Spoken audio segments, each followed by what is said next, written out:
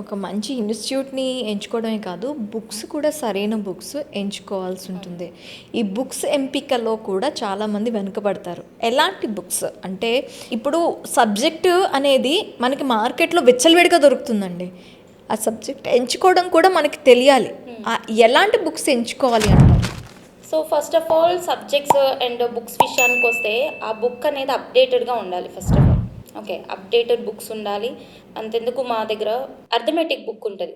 ఈ arithmetic book ఏంటంటే మన విఎంఆర్ సార్ చేసిన బుక్ అనమాట.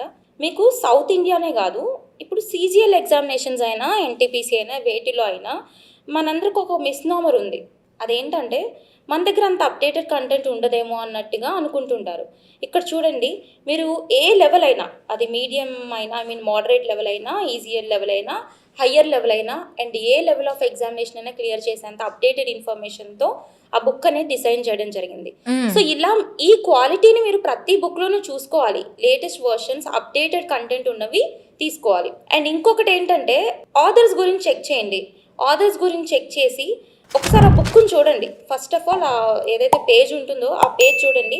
అది మీ సిలబస్లోని క్రైటీరియాని ఎంత మ్యాచ్ చేస్తుంది, మీ సిలబస్లోని క్రైటీరియా ఎంతవరకు అందులో ఫుల్ఫిల్ అవుతుందో చూసుకోవాలి. ఫస్ట్ ఆఫ్ ఆల్ కొన్ని బుక్స్ ఉంటాయి, పెద్ద పెద్ద ఆథర్స్ రాస్తారు, కానీ అక్కడ ఏంటంటే మీకు కావాల్సిన ఇన్ఫర్మేషన్ కంటే ఎక్కువ ఉంటుంది.